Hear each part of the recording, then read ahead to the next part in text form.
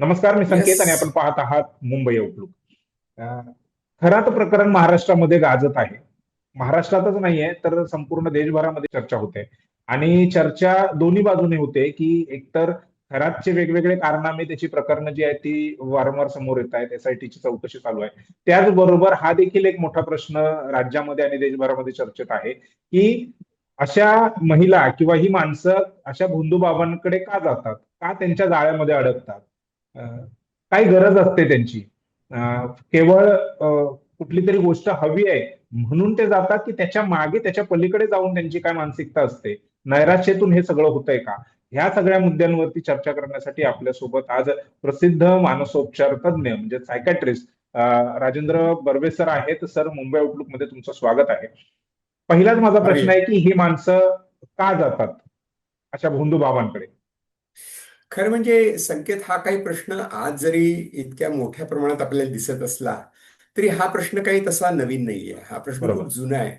बरोबर. म्हणजे बघ, तुला आठवत असेल की तुझ्या पिढीने नाही पाहिलेलं, पण अत्र्यांचं एक नाटक आहे, बुवा तेथे बाया. हम्म. आणि त्यांचं जे नाटक खूप प्रसिद्ध, तो मी नव्हेच. त्याच्यामध्ये पण अनंत कोटी ब्रह्मांड नाही, राधेश्याम महाराज आहेत.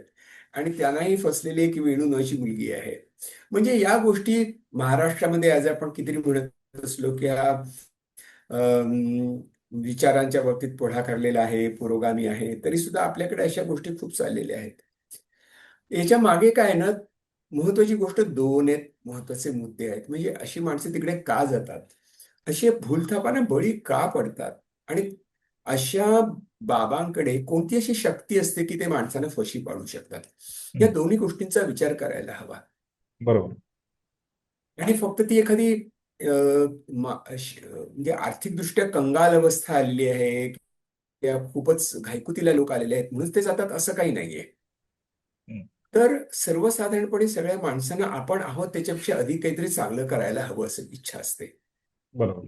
आणि जिथे त्यांनी एक नेमस्त रस्ता पत्करलेला नसतो, म्हणजे आपण शिकायचं, नोकरी करायची, काम करायचं, प्रामाणिकपणे पैसा मिळवायचा, मग त्याला वेळ लागतो, हे ज्यांना पसंत नसतं किंवा ज्यांना पटकन काहीतरी हवं असतं, शॉर्टकट अशा हवा माणसं असतो.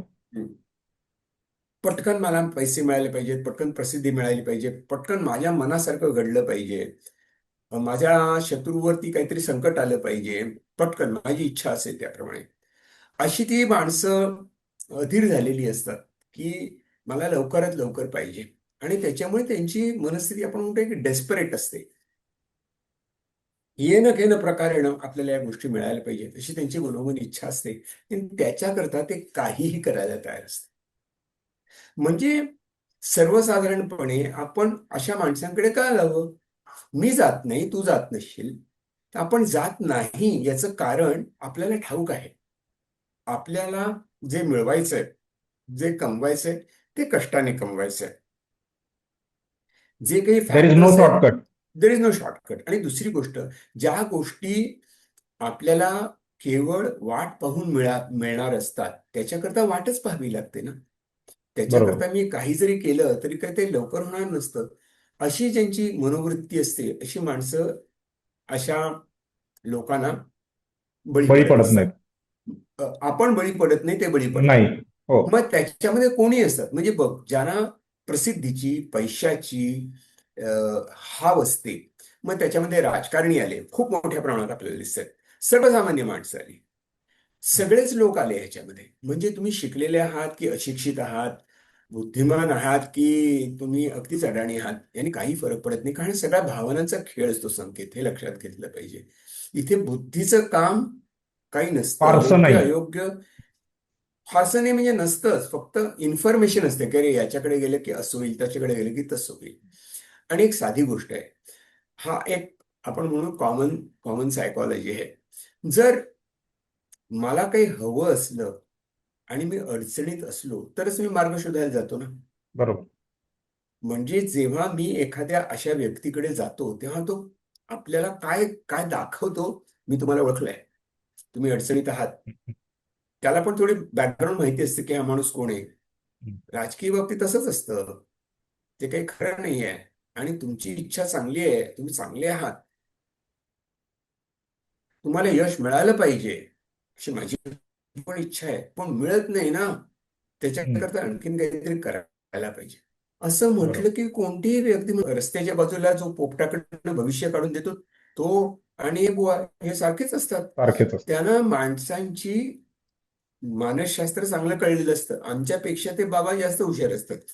कारण आम्हाला हिस्ट्री घ्यावी लागते. त्याने हिस्ट्री हम्म. आधीच काढलेली असते त्यांनी. त्यामुळे बरोबर. ते हुशारीनं आपल्या मनासारखं सगळं करून देत असतात. त्याने मॅन्युप्युलेट करता येतं. आणि काय बरोबर. आहे की माणूस जितका हेल्पलेस होतो ना, म्हणजे ते तुम्हाला मेक यू फील हेल्पलेस, म्हणजे ते तुमच्या मनावरती असा दबाव आणतात की तुम्हाला जास्तीत जास्त भविष्य काळ अनिश्चित वाटावा. काही सांगता येत नाही. ग्रह हम्म. बरोबर नाहीये, तुमच्या फेवरेबल सिच्युएशन नाहीये, त्याच्यामुळे सगळं होत आहे. म्हणजे आपल्याला वाटतं की हो रे बरोबर आहे. आणि मग अशा वेळेला माणसाचे प्रयत्न कमी पडतात. आपल्याला दुसऱ्या शक्तीची गरज असते. असं म्हटल्यानंतर आपण म्हणतो की हा बरोबर आहे. मग दुसरी तुमच्या शक्तीपेक्षा मोठी शक्ती कोणाची? ते दैवी असते. असं बरोबर. म्हणून ते लॉजिक देतात तुम्हाला. मग तुम्ही म्हणता हा हा हा हा करत जातात. आणि मग तुम्ही म्हणता की हो बरोबर, मग काय करायचं? हा, आता काय करायचं म्हटलं ना, की हा मासा गळायला लागलेला आहे. लागलेलं. आणि मग त्याच्याकडनं हवं ते मॅनिप्युलेट करून घेऊ शकत असतात. म्हणजे आता या बाबतीत स्त्रिया अधिक अगतिक होतात का, अधिक हेल्पलेस होतात का? तर आपण एक लक्षात घेतलं पाहिजे की अ, अ, स्त्रियांना त्यांच्या त्यांच्या कुटुंबामध्ये पाहिजे तितका प्रतिष्ठा मिळत नसेल. मला ओके. स्त्रियांसाठीचा आपण एक वेगळा प्रश्नच मी घेईन. पण मला बरं बरं. तुमच्या बोलण्यातून एक जाणवलं की हा. डेस्परेट जे लोक असतात हो आपल्या हो. इच्छा पूर्ण करण्यासाठी, मग ते आपल्या स्वतःच भलं करण्यासाठी आणि इतरांचं वाईट करण्यासाठी, दोन्ही बाजूने काही असू शकतं. हे तेवढ्या पुरतच आहे की म्हणजे सगळे मार्ग मी बघितलेले आहेत किंवा त्या मार्गांचा अवलंब केलेला आहे, तिथून मला काही बेनिफिट झालेलं नाही. म्हणजे अगदी मी कष्ट करून बघितलेत. मी बॉसची म्हणजे एकदम जे आपण म्हणतो हुजरेगिरी केलेली आहे, तरी मला हम्म. काय ते मिळत नाहीये. किंवा आणखीन काय गोष्टी, म्हणजे माझं बरोबर. समजा घरातलं कोणी हॉस्पिटलमध्ये ऍडमिट आहे, मी सगळं करून बघितलेलं आहे आणि तिथून काय होत नाही. मग आता शेवटचा मार्ग म्हणून हा, अशा ही एक मानसिकता असते का? म्हणजे असतेच. शेवटचा मार्ग म्हणून हा. हम्म. हं. असतेच ना. हम्म. आता हा शेवटचाच मार्ग असतो का कोणीतरी सांगितलेलं असतं, की "अरे कशाला या भानगडीत पडतोस तू? तुला तर हम्म. माहिती आहे यातली काही होणार नाही. तू खूप प्रयत्न करशील, खूप वेळ जाईल तुझा. कशाला? हे पटकन मिळेल तुला. हम्म. शॉर्टकट वेळ आहे. जाईल, पैसा जाईल, वेळ मानसिक जाईल, त्रास पैसा होईल. हम्म. आणि तुला किती वाट बघायची इतकंच अनिश्चित हम्म. आहे. तो कोणीतरी निश्चितपणे तुला सांगू शकताय ना. हम्म. तर तो हम्म. निश्चितपणे सांगू शकत असलेल्या माणसाकडे तू काय जात नाही. आणि मग ना अशा माणसांच्या अवतीभोवती जे असतात ना, जे एजंट असतात त्यांचे, ते काय म्हणतात माहितीये? त्यांचं टिपिकल एक वाक्य असतं, "काय अनुभव येतात म्हणून सांगू तुम्हाला." अरे त्याचे माहितीये का गोष्ट तुला? अरे त्याचं असं असं झालं. आता कोणी हम्म. जाऊन विचारतं का? कोणी जाऊन चौकशी करतं? कोणी काहीच करत नाही. असं म्हणतोस? ओके ओके चला. मग मी एकदा अरे येऊन तर बघतो. म्हणजे पहिली गोष्ट काय असते? येऊन तर बघतो. हम्म. तिथे बोलून तर बघ एकदा. मी हम्म. ओळखतो त्यांच्या चांगल्या हम्म. परिचयच आहेत माझे ते. आणि मग तिकडे गेल्यानंतर एकदम माहोल वेगळा असतो. तिकडची गर्दी, तिकडचा एक वातावरण निर्मिती केलेली असते. आणि मग त्याच्यामध्ये तुम्ही जाऊन बसता. मग ते म्हणजे तुमच्या बरोबरचा माणूस किंवा आणखीन दुसरं आज आज गुरुजी बरोबर सांगणार हं. आज तुम्ही नशीबवान आहात की आज त्यांचा मूड चांगला आहे. आज ते सांगतील बरोबर. असं करून तुमची तयारी करून घेतात आणि ह्याचं तंत्र त्यांना बरोबर माहिती असतं. हम्म. म्हणजे त्या बुवांच्या बरोबरीची जी माणसं त्यांनी पेरलेली असतात ना, ती बरोबर आपण जसं एखाद्या इंडस्ट्रीनी आपला प्रॉडक्ट खपावा म्हणून जसे ते रिप्रेझेंटेटिव्ह नेमतात आणि त्यांचं लॉजिस्टिक्स बघत असतात, तशा या गोष्टी असतात. मग बाबांची जत्रा असते, मग सगळ्या बसमधनं एकत्र जायचं असतं आणि बाबांचं काय उद्या मोठ्या साहेबांनी बोलवलेलं आहे, उद्या हेलिकॉप्टरने ते जाणार आहेत. काय माहिती खरंच जातात का? हम्म. आपण थोडीच बघत असतो. आणि बरोबर. हा सगळा खेळ असतो मानसिक. आणि या खेळामध्ये अगतिक माणसं किंवा अगतिक आहोत असं वाटणारी माणसं त्याच्यात सहज फसत जातात. तसंच जातात. आणि एकदा बरोबर. फसलं की एकदा काय होतं माहितीये? एकदा फसलं की माणसाला आपला पराभव झाला आहे. मला पाहिजे तसं यश मिळालं नाही. असं सांगायची पण लाज वाटते. हम्म. ते सार्वजनिक किंवा करता येत नाही. ते सार्वजनिक करता येत नाही, कोणाला सांगता येत नाही, असं जाऊन म्हणता येत नाही. आणि तुम्ही जर म्हणालात कोणाला की अरे मला काय तसा अनुभव नाही, अरे तुला एकाला नसेल अनुभव, पण शेकडो लोकांना आलाय ना. हम्म. तुझं काय ग्रह नसतील त्यावेळेला म्हणून. म्हणजे बरोबर. तुमचा अनुभव हा अपवादात्मक आहे. प्रत्यक्षामध्ये सगळ्यांनाच अनुभव येत असतो. असंच एक वातावरण निर्मिती आणि ब्रेन वॉशिंग असतं, इंडॉक्ट्रिनेशन म्हणतात, तसं त्यांनी केलेलं असतं. आणि त्याच्यात ते एकदम माहिर असतात, हुशार असतात. आणि मग त्याच्यामधनं असे माणसांना ते पकडतात आणि मग त्यांच्याकडनं हवं ते काढून घेतात. आता बरोबर. कोणत्याही स्त्रीला अ, असं वाटणं शक्यच नाहीये की मला मूल हवंय म्हणून मी कोणाचा तरी कोणाशी तरी संबंध करेन. बरोबर. किंवा ती इतकी हेल्पलेस झालेली असते की एखाद्या आपल्याला अ, अशा माणसाने जो ज्याच्यामध्ये एक प्रसिद्धीचं, पैशाचं, महात्म्याचं वलय आहे, त्यांनी माझ्या अंगावर हात टाकला, हे बाहेर जाऊन कसं सांगणार? हम्म. आणि घराघरामध्ये बरोबर. सुद्धा असे प्रकार घडत असतात, तेव्हा त्या मुलीवरती कोणी विश्वास टाकत नाही. हम्म. बरोबर उलट आहे. लोक असे म्हणतील की तू काहीतरी खोटं सांगतेस, हम्म. असं किंवा काही तिच्या नाही. चारित्र्यावरती संशय घेतला जातो. हा, की तूच तूच त्यांना फशी पाडलं असशील. हम्म. हम्म. हम्म. आता असं म्हटलं की कोण काय करणार ना. बरोबर. त्यामुळे हे सगळे गोष्टी घडत असतात. आणि मग एकदा तुम्ही गेलात की तुम्हाला माघार घेता येत नाही. कारण तुम्ही अडकता. अडक. तुम्हाला एक बरोबर. आशा निर्माण होते. या कठीण परिस्थितीमध्ये एकच मला आशेचा किरण दिसतोय, तो म्हणजे हा. मी त्याला घट्ट धरतो. आणि मग त्याच्यामागे माझी फरफटच झाली तरी सुद्धा एकतर माझी चार लोकात बोलून कसं दाखवणार, माझी तर इज्जतच जाईल. आणि जर जर शील भ्रष्ट होण्याचा प्रश्न असला तर कोणती स्त्री पटकन म्हणेल ना की मला असं त्यांनी केलं. त्यामुळे त्या बरोबर. जेव्हा अगदी अगतिक होतात तेव्हा त्यांना कळतं की हे एक्सप्लॉयटेशन आहे, हे मॅनिप्युलेशन आहे, याच्याकडे काही शक्तिवृत्ती काही नाही आहे, लबाड माणूस आहे. बरोबर. तेव्हा थोडी वाचा बरोबर. फुटते. मग बाकीच्या कोणाला तरी थोडा आधार मिळतो आणि मग हम्म. बाहेर यायला लागतात प्रकरण. हा माझा प्रश्न असा आहे की हं, म्हणजे एक तर झालं की डेस्परेट असणं, ती माणसं हं, जातात. दुसरं आहे की डिप्रेशन आहे, की हं, आता शेवटचा मार्ग आहे किंवा आता हं, हं, हं, ह्याच्याशिवाय माझं काय होऊ शकत नाही, हा हं, एक झाला. हं, हं, तिसरा माझा प्रश्न असा आहे की यालाच घेऊन की हे लहानपणापासून मनावरती बिंबवलेलं असतं किंवा हं, हं, बघितलेलं असतं हं, आणि मग माणसं स्वतःहून तिकडे जातात, म्हणजे हा एक हं, त्याचा भाग असतो का, की हं, लहानपणापासून आपण जे बघितलंय, जे हं, वाचलंय, हं, जे हं, टीव्हीत हं, हं, बघितलंय, जे हं, आसपास हं, बघितलंय हं, किंवा हं, हं, मोठ्यांच्या चर्चांमधून ऐकलंय, हं, ह्याचा हं. पण कुठे ना कुठे परिणाम होतो आणि मग माणसं तिकडे जातात? पहिली गोष्ट म्हणजे ना, जे मानसिक मनोरुग्ण असतात ना, त्यांची संख्या त्या मानाने कमी असते. बरं. म्हणजे मनोरुग्णतेमुळे लोक जातात असं नाही. हम्म. जे नॉर्मल लोक अगतिक झालेले असतात ना, तेच हम्म. जास्त जातात. त्याचे पेशंट लोक त्या मानाने कमी जातात.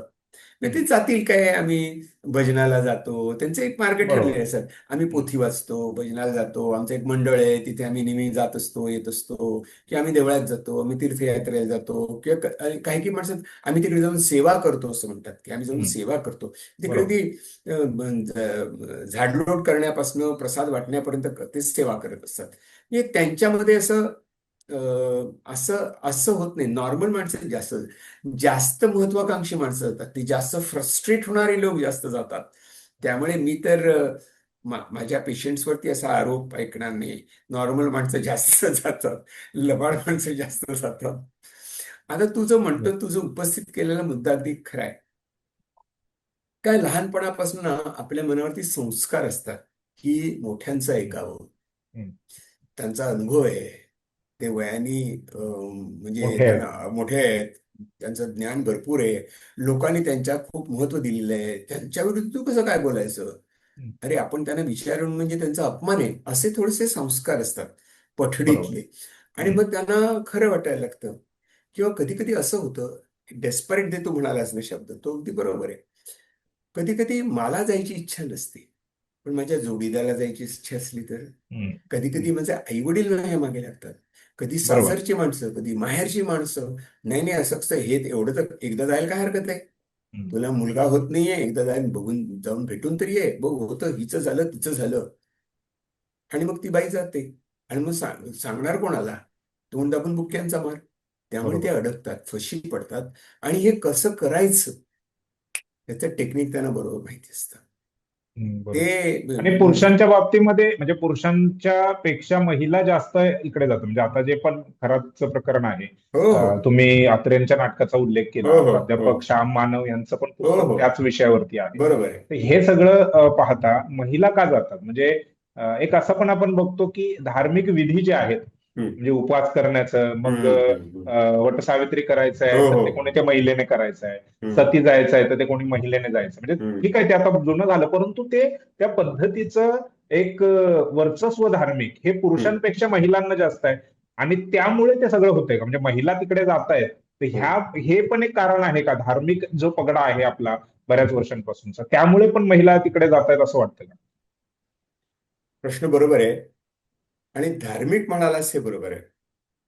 कारण काय आहे की सर्वसाधारणपणे स्त्रीला दुय्यम दर्जाची वागणूक दिली जाते आणि संस्कार पण असतात की तुला कळत नाही, तुला समजत बरोबर. नाही, तू शहाणपणा करू नको, तुला हम्म, अक्कल नाही, मी हम्म, सांगितलं तसं कर, हम्म. वरती मान करून प्रश्न विचारू नकोस, असं बाप पण म्हणतो, नवराही मोठा म्हणतो. भाऊ पण म्हणतो आणि नवरा पण हम्म, म्हणतो. हम्म. आणि मुलगा पण म्हणायला लागतो काही दिवसांनी, आईला आमच्या काही समजतच नाही. म्हणजे सर्व प्रकारे जे तिच्या आजूबाजूला असलेले पुरुष मंडळांचं जे वर्तुळ असतं ते एकच करत असतात की तुला कळत नाही, तू तुझं ते काम कर. मग मी काय करणार? तर मग मी ज्या गोष्टी पिढ्यानपिढ्या चालत आलेल्या आहेत, परंपरेने चालत आलेल्या आहेत, ते मी करत राहते. मग ती कदाचित उपास तपास असेल, आणखीन काय असेल. आणि असं असतं की काही माणसांना असं वाटायचं की एवढंच एक बाकी राहायला नको, तेवढं पण मी केलं हा, असं. तर मग ते त्याच्याकरता स्वतःला म्हणजे जसं या बुवांकडे जाणं आहे तसं धार्मिकतेच्या नावाखाली, देवाला प्रसन्नतेच्या नावाखाली स्वतःचे हाल करून घेणारे पण लोक आहेत ना, की ते काही बरोबर. ते लोळत लोळत देवाला जायचं किंवा बकर कापायचं किंवा कुठच्या तरी नवस फेडायला जायचं, त्याच्याकरता हे द्यायचं ते द्यायचं. ही पण तशीच अंधश्रद्धा आपल्या समाजामध्ये आहे. आणि बरोबर. त्याच्यामध्ये जे विशेषतः स्वतःला टॉर्चर करण्याचे प्रकार आहेत माझ्याकडे काही काही वेळेला असे येतात पैसे, हो सर आता उपास आहे माझा पूर्णपणे 9 दिवस मी काही करणार, खाणार नाही, पिणार नाही, आणि मग पायात तुमच्या चप्पलही घालणार नाही. पाय चप्पल घालणार नाही, मग तुमचं औषध घेऊ का? तुम्ही त्यांना एक प्रश्न विचारतो, हे बघ, देवीला आपण काय मानतो? आई स्वरूप मानतो, की ती आईसारखी असते, ती माया करते, ती आपल्या इच्छेप्रमाणे आपल्याला होईल असा ते प्रयत्न करत असेल. तुझ्या आईला तू जर विचारलंस, आई मी आज उपाशी राहणार, आई तर कधीच आई नाही म्हणणार. आई कधीच नाही म्हणणार, आधी आई कधीच म्हणणार आई नाही. बाहेरून जेवून आलेल्या मुलाला पण तेवढंच परत जेवण देते जेवायला, घरी अरे आल्यावर. कसं कसं कसं तू जेवत नाहीस बघ, तुम्ही इथे बसून तू जेवला हम्म. नाहीस तर मी तुला भरवीन. म्हणजे आई मुलाला कधी उपाशी ठेवतच नाही, कशी ठेवेल? तर देवी ती तर म्हणजे मोठी माता, ती कशी आपल्या मुलांना उपाशी ठेवेल आणि कधी सांगेल? आणि तू इकडे उपाशी राहिलास आणि ते काय त्यांनी काय मिळतं का? तुझ्या पासबुक मध्ये नोंद होते का, हा याने इतके दिवस उपवास केले, चला जास्त टक्के इंटरेस्ट द्या याला? असं थोडीच असतं. त्यामुळे आपल्याला या गोष्टीची एक रास्तपणा समजदारीने आपण बघितलं पाहिजे. म्हणजे या गोष्टीचा पगडा आपल्या मनाचा हळूहळू नाहीसा होईल. जो गुरु खऱ्या अर्थाचा असतो ना, तो कधीच सांगत नाही माझी सेवा कर. हम्म. तो सांगतो तू बरोबर. तुझं काम कर, तुझं काम चांगलं कर. मग ते गीता असो ते सांगणार, तुझा धर्म पाळ, तू स्वधर्म आहे तुझा, तू हे काम करायला पाहिजेस, आता उभा राहिल्यास तर तुझी सुटका नाही तुझी. म्हणजे तू तुझं काम सचोटीने कर, तू चांगलं काम कर आणि वाट पहा, बरोबर. वाट पहा. म्हणजे ज्या माणसांकडे टॉलरन्स असतो ना, की सबुरी, बरोबर. हा खूप महत्वाचा मुद्दा आहे ना. तो जो करायला तयार असतात त्याने मिळतं आपल्याला तसं फळ. आणि आपण काय नशिबातच नाही माझ्या, आता नशीब कुठे काय ते काय वाढ बघतो. मी सांगतो बाबा, नशीब तुम्हाला व्हॉट्सअप मेसेज करत नाही आता मी तुझ्यापासून रुसलो बरं का. ते अनप्रिडिक्टेबल असतं. ते आपण मिळावशी आपण इच्छा असते, परंतु आपल्या मनाची तयारी पाहिजे की मी काम चांगलं केलं. बरोबर. डेस्परेशन काय येतं? कारण मी केलं पण मला मिळत नाही. कारण मला हवं असतं ते माझ्या दिलेल्या इनपुटपेक्षा आउटपुट खूप जास्त पाहिजे असतं, किंवा काहीच इनपुट न देता फक्त आउटपुट पाहिजे असतं.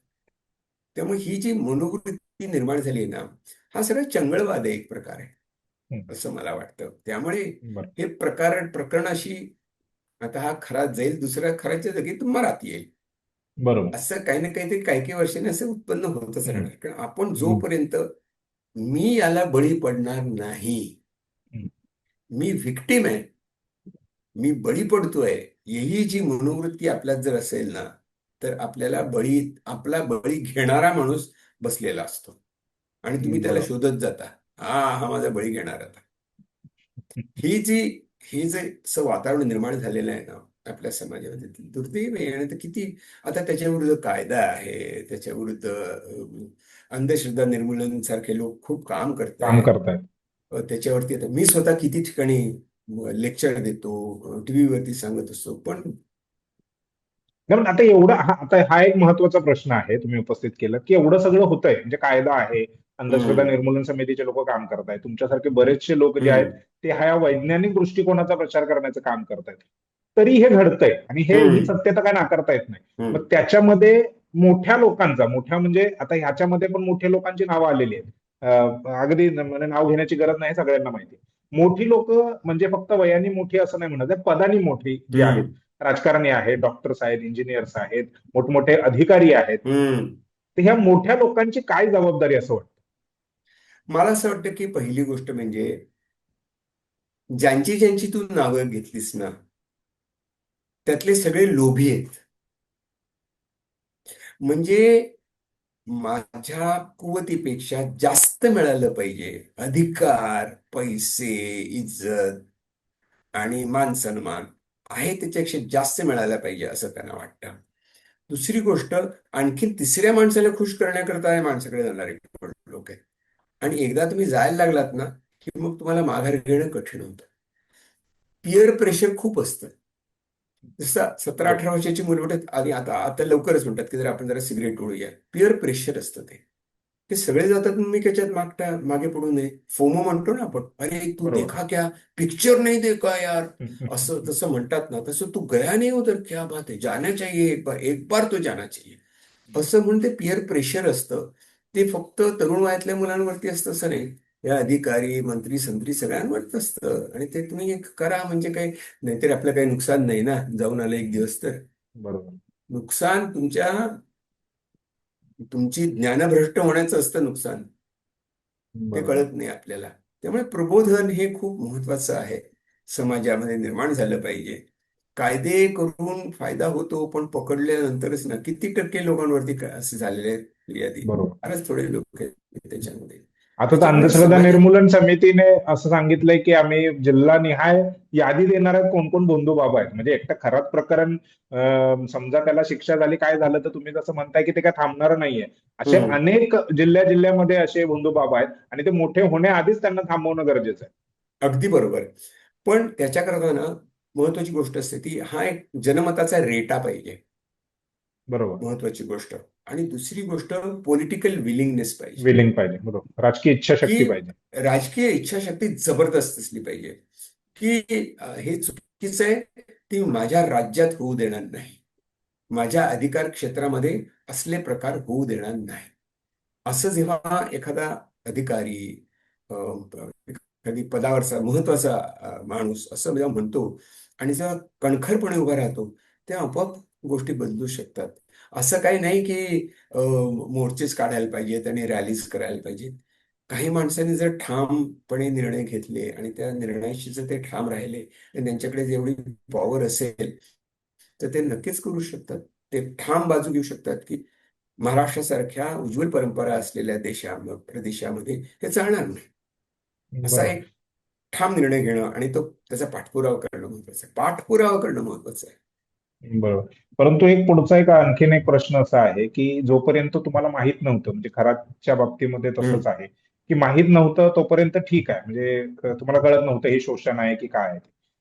तुम्हाला माहित झालंय, कोर्टामध्ये केस चालली आहे, कोर्टाने कन्व्हिक्ट घोषित केलेलं आहे, तरी देखील ती व्यक्ती ज्यावेळी बाहेर येते त्यावेळी त्याचे दर्शन घेण्यासाठी, पाया पडण्यासाठी रांगा लागलेल्या असतात. हो, म्हणजे मी आसाराम बापू बद्दल थेट नाव हो, घेऊन हो. बोलतो.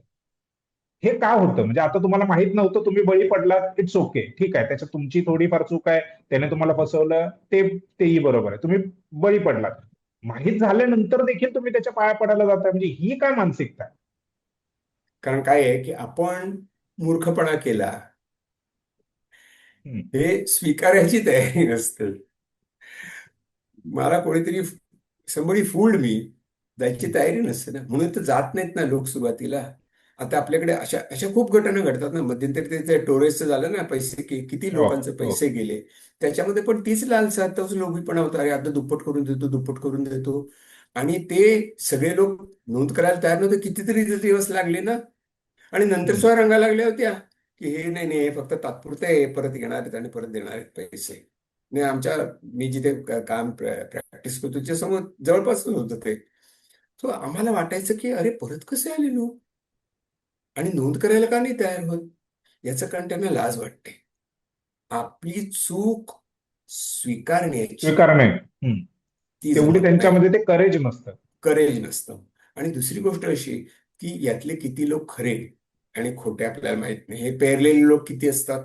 अरे तू चल, तुला एवढे पैसे देतो, येऊन तू नमस्कार बरोबर. करून पाय पडून जा. असे असे काय आपल्याकडे बेकार लोक खूप आहेत. चार पैसे हम्म. दिले की कोणाच्या नावाने जय जयकार करतात. तसं अशी पण घटना घडू शकतात. त्यामुळे ही सगळी हुशारीने, अक्कल हुशारीने केलेलं काम आहे त्यांचं. मोठी ती यंत्रणा असते, मोठी बरोबर. बरोबर. फसवण्याची. बरोबर. आपण ज्याला भोंदू बाबा म्हणतोय तो हम्म. मुळातच भोंदू नसतो. हम्म. तो क्रिमिनल असतो, तर त्याला हो. भोंदू बाबा बोललं जाते. ह्या क्रिमिनल लोकांची काय सायकोलॉजी असते, म्हणजे खरातच्या प्रकरणामध्ये म्हणायचं झालं तर अगदी विकृत किळसवाणे प्रकार त्यांनी केलेले आहेत आणि हे सगळ्यांनी बघितलेले आहेत. हे करण्यासाठी किंवा हे कसं काय होतं, म्हणजे एक साधारण बुद्धीचा माणूस साधी म्हणजे आता रस्त्याने चाललोय तर विशिष्ट ठिकाणीच आपण युरिन करायला जाऊ हम्म. शकतो, त्याही रस्त्यातही आपण उभं राहत नाही, आणि इथे तर त्यांनी कळस केलेला आहे. तर ही काय त्यांची मानसिकता असते? काय आहे की बघ, संकेत, तुझ्या माझ्यासारख्या माणसांच्या मनामध्ये ना एक समाजाची भीती नावाची गोष्ट असते. आपल्या मनामध्ये अपराधीपणाची भावना असते. बरोबर. आपल्या मनामध्ये याचा काय परिणाम होईल अमुक एक केलं तर, आणि तो कसा आपल्याला आपलं नुकसान करणार आहे, याची आपल्या मनात चिंता असते. म्हणजे आम्ही बरोबर. म्हणतो की यांच्या मनात अँझायटी नावाची जी गोष्ट असते ना, मानसिक चिंता, ही प्रोटेक्टिंग असते ना. ती आपल्याला चुकीच्या मार्गाला जाऊ देत नाहीत. आपण रेड बरोबर. सिग्नल दिसतो आपल्याला, तर तो पाळणारे आपण माणूस असतो. या माणसांच्या मेंदूमध्ये अँझायटी निर्माण करणारी केमिकलच नसतात, असं असं मानलं जातं. की they don't have sense of anxiety, they don't have sense of guilt. त्यांना म्हणजे हे अपराधीच वाटत. हे नंतर डेव्हलप होतं की म्हणजे सुरुवातीपासून त्या अरे हे नाही, वातावरणामध्ये? हा. हे नाही तर ते दुसरं काहीतरी केलं असतं, फसवा. म्हणजे ते ओके. त्याला त्याला मिळत गेलं यश, आणि लोक त्याच्या मागे लागायला लागले म्हणून तो हा झाला. उद्या तो आणखीन आणि डाकू झाला त्यानंतर त्याला असता. एक प्रोटेक्शन पण मिळालं, म्हणजे प्रोटेक्शन मिळतं. अधिकाऱ्यांपासून राजकारण्यांपर्यंत सगळे पाया पडायला येतात, तर मग भीती कोणाची? असं असं झाल्यामुळे, आणि भीती वाटतच नसते म्हणून तर तसे करायला लागतात ना. म्हणजे त्यांना असं वाटत नाही की आपल्याला पकडले जाऊ. बरोबर. आपल्याला पकडलं जाण्याची भीती असते ना. आणि ती भीती चांगली आहे समाजाच्या दृष्टीने. आणि हे चांगले संस्कार आहेत. ही माणसं क्रिमिनल मेंटॅलिटीच असतात. त्यांची सायकॉलॉजी एकच असते, स्वतःपुरतं पाहणे, फक्त स्वार्थ, आणि त्याच्याकरता काही करायला तयार असते. त्यामुळे ही माणसं विकृतच असतात. हे मनोरुग्ण नाहीत. ते बरोबर. विकृत माणसं आहेत, विकृत माणसं आहेत. म्हणून ते बरोबर. विकृत चाळे करतात. आणि त्याला समाज उचलून धरतो. असे कितीतरी गोष्टी आहेत ना. कितीतरी आतापर्यंत होऊन गेलेले भोंदू बाबा किती आहेत, जी खूप नावं घेता येतील आपल्याला. पण दिसतात अजूनही त्या आसाराम फोटो दिसतात, अजून लोक त्याला नमस्कार करतात. सो इट इज सो, म्हणजे नवल वाटतं की माणसाचे डोळे उघडणार कधी. म्हणजे तसं म्हणतो ना की आपण झोपलेल्या माणसाला उठवता येतं, जागे असलेल्या माणसाला कसं होऊन उठवता घेतलेल्या येईल. माणसाला नाही. नाही म्हटलं, 78 वर्ष झालेली आहेत. 78 पेक्षा जास्त वर्ष झाले आपण स्वतंत्र होऊन, संविधान लागू होऊन. संविधानामध्ये सायंटिफिक टेम्परामेंट आहे, वैज्ञानिक दृष्टिकोन आहे. अं, काय त्याचा प्रचार करण्यामध्ये किंवा ते अगदी तळागाळापर्यंत रुजवण्यामध्ये आपली संपूर्णच यंत्रणा, म्हणजे मी कुठल्या सरकारांना दोष देणार नाही किंवा त्यांची जबाबदारी असं म्हणणार नाही, माझ्या सहित इतरांची जी जबाबदारी आहे ती आपण पूर्ण पार पाडू शकलो नाही ह्या सगळ्या एवढ्या वर्षांमध्ये, की एवढी वर्ष कमी आहेत, कमी पडतायत. नाही, असं नाहीये. मला काय वाटतं माहितीये की सरकार किंवा कोणतंही सरकार असेल, शासन म्हणूया आपण, ते कशाच्या माध्यमापर्यंत लोकशिक्षण, कोणत्या माध्यमातून लोकशिक्षण करत असतात? शाळा कॉलेज बरोबर. लेजिटिमेट सोर्स आहेत ना. आणि अगदी गावागावामध्ये अंगणवाडी आहेत, बालवाडी आहेत, आणि प्राथमिक शाळा आणि फुकट शिक्षण पण आहे, स्त्रियांना तर पूर्णपणे आहे. पण आपल्या शिक्षणामध्ये आपण काय शिकवतो, आपण कोणती मूल्य व्यवस्था त्यांच्यापर्यंत पोहोचवतोय, वैज्ञानिक दृष्टिकोन जोपासण्याकरता आपण कोणती परिस्थिती निर्माण केलेली आहे, काय शिकवतो आहोत, आणि ते कसं शिकवतो आहोत, आणि त्यातनं काय शिकायचंय, याची जी एक यंत्रणा निर्माण व्हायला पाहिजे ना, ती यंत्रणा आपल्या शिक्षणामध्ये आलेलीच नाही. आपल्या शिक्षण व्यवस्थेमध्ये माणसांना माहिती देण्याचा कार्यक्रम आहे, ज्या योगे नोकरी मिळू शकेल. माणसांना सज्ञान करणे, शहाणं करणे, समाजाचं भान ठेवणे, स्वतःचं भान ठेवणे, आपल्या भावनांना आवर घालता येणे, याचा आणि शिक्षणाचा काही संबंधच नाही ठेवलेला. म्हणजे ते असेंब्ली लाईनवरती जशी, कारखान्यात जशी एकामागे एक प्रॉडक्ट तयार होत जातात ना, पेन्सिलीचा कारखाना, या 1000-2000 पेन्सिली तयार, किंवा जशी मेंढरं असतात, तशीच आहे. ते शाळेत जायचं. मला तर वाटतं शिक्षण आणि हुशार माणसाला बुद्धू करण्याचा कारखाना आहे आपला हे शिक्षण. टोकाला जाऊन बोलते कारण याचे सुशिक्षित लोक असतात ना. बरोबर. म्हणजे हा प्रश्नच चुकीचा आहे की शिक्षित माणसं भोंदू बाबाच्या नादी कसे लागतात. मुळात त्यांचं शिक्षणच झालेलं नाहीये. त्यांचं मुळात त्यांची त्या त्यांचं शिक्षणच झालेलं शिक नाही. ते म्हणजे सुशिक्षित म्हणजे काय, ते साक्षर आहेत, साक्षर वाचता आहेत. येत, वाचता लिहिता सुशिक्षित येतं नाहीत. एवढंच आहे. सुशिक्षित नाहीत, सुसंस्कृत नाहीत, समज नाही, सुज्ञ नाहीत, शहाणपण नाही, योग्य विचार नाहीत. हे शिक्षणाने द्यायला पाहिजे. ते सगळ्यात महत्वाचं साधन आहे ना. बरोबर. विद्या हे सगळ्यात मोठं साधन आहे, ज्याच्या मार्गाने आपण जाऊ शकत असतो. तर आता आपण सगळे रील बघण्यातच सगळे गुंतलेले आहेत. तर काय करणार? म्हणजे नाही सगळ्याचा हा एक हा ओव्हरहाऊल करायला पाहिजे. हा पण एक, जसं तुम्ही आता रीलचा मुद्दा उपस्थित केला म्हणून, ज्या पद्धतीने सोशल मीडियाच्या माध्यमातून माहितीचा एक भडीमार होतोय किंवा एका विशिष्ट हम्म, पद्धतीच्या माहितीचा भडीमार हम्म. होतोय, त्यामुळे देखील ही मानसिकता तशी बनते का, ज्या पद्धतीने ते बुवाबाजी वगैरे ते पण चाललेलं आहे, त्यांच्या रील्स आणि त्या निश्चितच, सगळ्या व्हायरल होत आहेत. बोला बोला सर. निश्चितच. एक तर एखादी एखादी गोष्ट व्हायरल करणे, हम्म. हे आता त्याच्या कंटेंटवर अवलंबून नसतं. ते कसं पुढे रेटलं जातंय त्याच्यावर अवलंबून असतं. बरोबर. त्याच्याकरता तुम्ही किती खर्च करता, काय करता, कसं करता, किती त्या अट्रॅक्टिव्ह करता, कंपन्यांना किती त्या पैसे कंपन्यांना पुरवता. किती पैसे पुरवता, ते कसं दिसलं पाहिजे, जास्तीत जास्त लोकांनी कसं बघितलं पाहिजे, याच्या मार्गाने ते पोहोचत असतं. ते बरोबर. काही, तो काही महत्वाचा विषयाची गांभीर्य असतं म्हणून नाही. पण एक लक्षात घ्यायला पाहिजे आपण, की बघ, काही कॉन्टेंटमध्ये अत्यंत महत्वाचा, लोकांना उपयोगी पडणारा, चांगलं ज्ञान, समज, विद्वत्ता सांगणारे पण खूप चांगले आहेत ना. हम्म. कितीतरी युट्यूबचे चॅनल्स आहेत. टेड टॉक बरोबर. सारखा आहे, की जो खरोखर मनापासून लोक ते मांडतात, करतात, ऐकतात, बरोबर. आणि हजारो लाखो चाहते आहेत त्याचे. बरोबर. म्हणजे याचा अर्थ असा आहे की आपण जर ते योग्य प्रकारे जर दिलं, तर लोकांपर्यंत पोहोचू शकतं, आणि आपण डिफीट करू शकतो ते. आपल्याकडे हा कॉन्फिडन्स पाहिजे, की हे जे काही सांगतात ना, व्हॉट्सअप युनिव्हर्सिटीमध्ये येतं ना, त्याची मी सत्यता पटवून पाहतो. बरोबर आहे. कोणी सांगतं म्हणून काय, अफवा आहेत त्या. बरोबर. व्हॉट्सअपचं नवीन नाव अफवा हेच आहे. मराठी नाव अफवा आहे. हा, मराठी अफवा. कोणीतरी सांगितलं, कोणी सांगितलं, फॉरवर्डेड, कोणी फॉरवर्ड केलं, काहीच माहित नाही आपल्याला. काही सत्य त्या पटवलेली नाही आपण तिची. कोविडच्या काळामध्ये किती धुडगूस घातला होता या सगळ्या गोष्टींनी. त्यामुळे हे या बाबतीत समजदार होणं. त्यामुळे पुन्हा असं पण म्हणतात की लोक म्हणजे वेळ नाहीये, ते कुठे ते वाचणार, व्हेरीफाय करणार आणि मग ते कंझ्युम करणार. वेळ हे बघ, नाहीये ना त्याच्यामध्ये. हे बघ, झटपट पाहिजे. दोन दोन गोष्टी. हम्म. आपण पोटात काय घालतो, पोटात काय ढकलतो, जंक फूड, आणि डोक्यात काय घालतो, दोन्ही ठिकाणी कचरा भरतोय आपण. फक्त कचरा. पोटात काय घालतो याचा लोक जरा विचार करायला लागले. थोडा थोडा डाएट, हे हम्म, मला हम्म. पटत नाही, हे बरोबर नाही, याच्यात काय ग्लुटेन आहे, बरोबर. अमुक आहे, तर अरे बाळा चांगलंय, पण डोक्यात हम्म, किती कचरा भरलाय, हम्म. तो कधी साफ करायचा? त्याला चांगल्या विचारांना जागा कधी द्यायची? ती नाहीच आहे. कारण ते सगळं ते अट्रॅक्टिव्ह आहे ना, चमचमीत आहे ते. चमचमीत. खाद्य आणि विचार चमचमीत आहेत. त्यामुळे आपल्याला वाटतं अरे वा छान, तात्पुरतं बरं वाटतं, डोपामिनचा एक शॉट मिळतो, चलो. हम्म, त्यामुळे ह्याच्यामध्ये समाज शिक्षण. आता एक साधी गोष्ट आहे, आपण एआय, उदाहरणार्थ एआय किंवा सोशल मीडियाचा वापर कसा करायचा याच्याविषयी शाळेमध्ये एखादं तरी लेक्चर कधी घेतलेच ऐकलेस तू? नाही. कधीच नाही. आपल्याला मीडिया कसा वापरायचा याची साक्षरताच नाही, आपल्याकडे साक्षरताच नाही.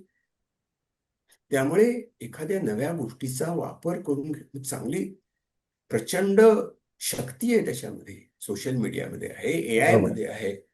ती परत तुम्ही एआय करून फक्त पॉर्नोग्राफीच करत राहिले तर काय, आणि तीच ती चित्र करत राहिले तर काय मिळणार तुम्हाला?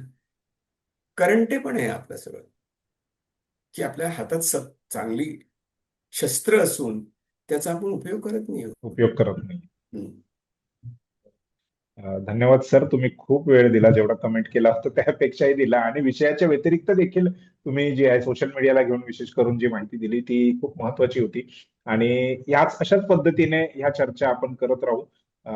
आत्ता वेळ दिला तुम्ही, सर्व सविस्तरपणे सांगितलं, त्याबद्दल तुमचं चॅनलकडून आभार. आणि अपेक्षा अशी आहे की पुढच्या वेळी देखील तुम्ही आम्हाला नक्कीच वेळ द्याल.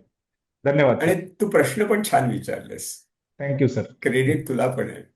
आणि थँक्यू. आउटलुकला आहे, मी या माध्यमात पूर्वी नव्हतो, पण आता आज या निमित्ताने आलो आणि इतक्या लोकांच्या पण पोहोचतोय. त्यांना नमस्कार आणि कृपया जागे व्हा. नक्कीच नक्कीच. Thank you sir. बाय.